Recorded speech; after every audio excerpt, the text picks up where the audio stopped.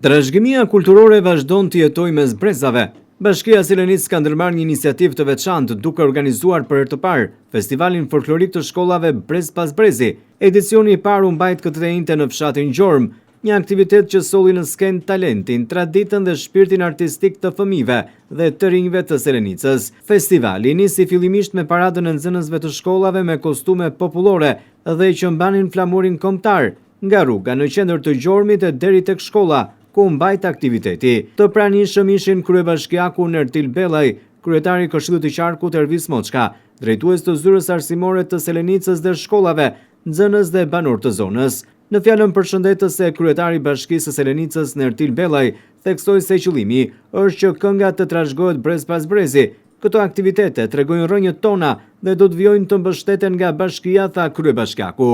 Është hera e parë që bëhet një festival për të rinj, për të trashëguar brez pas brezi traditën e këngës labda, atë që ne e duam shumë, e kemi si pasaport dhe na bën krenar jo vetëm këtu në Gjorëm, po në të gjithë Shqipërinë.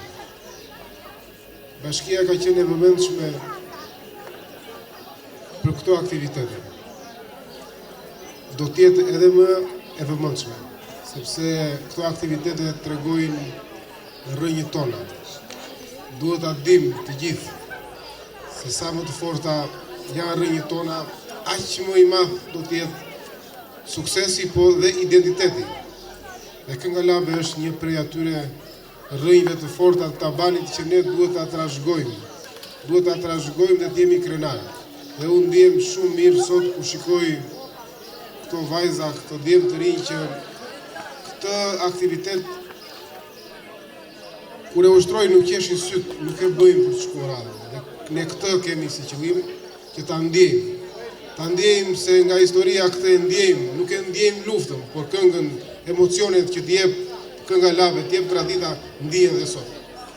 Ne do t'jemi të angazhuar së bashku me të gjitha aktorët, unë do ta falenderoj dhe Elvisin, jo se është sot këtu prezent, se dhe prezenca e tij tregon një angazhim real, por Visi na ka mbështetur bashkinë tonë në shumë aktivitete. Dhe këto aktivitete japin gjallëri zonës tonë, fshatrave tonë, sepse ne këtë kemi edhe si marketing. Nuk kemi ekipi futbolli, nuk kemi shumë, po kemi këto. Kemi pikërisht këtë traditë që ne duhet të gjithë së bashku të kontribuojmë sado pak. Dhe ndihem shumë i vlerësuar që jemi pikërisht edhe këtu në Gjorëm, një fshat me histori, me tradita, një fshat që e ka dashur, e do dhe ta doj adeun, kulturën, traditën. Këngë polifonike labe, valle tradicionale, instrumenta popullor, ishin surprizat e këtij aktiviteti në Gjormë.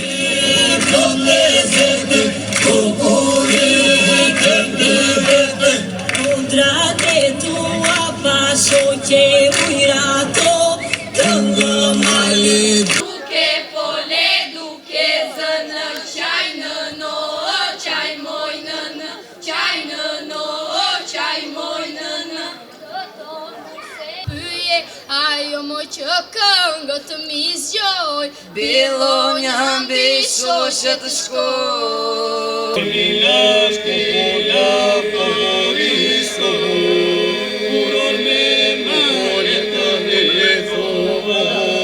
Emocionues ishte momenti ndarjes së çmimeve, ku 2 çmimet e para u dhanë nga kryetari i Këshillit të Qarkut Ervis Moçka dhe kryebashkiaku i Selenicës Nertil Bellaj. Atëherë çmimi i dytë i jepet shkollës Mynir Gjindi Vllahin.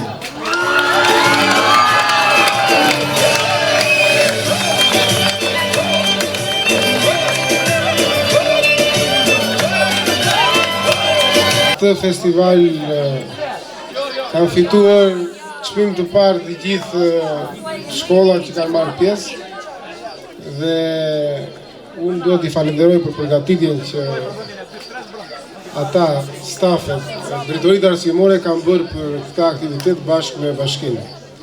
Këto janë çmime simbolike, kështu që nuk duhet të demotivohen ata që s'kan marrë certifikat, dhe çmimi i parë i këtij festivali për performancë të mirë.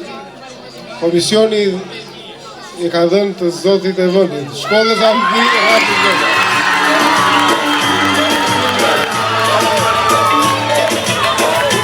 E ndërsa shkolla e Gjormit fitoi çmimin e parë në festivalin folklorik të shkollave Brez pas Brezi, aktiviteti do të kthehet në traditë në Bashkinë e Selenicës dhe qëllimi mbetet promovimi i kulturës dhe identitetit ton folklorik.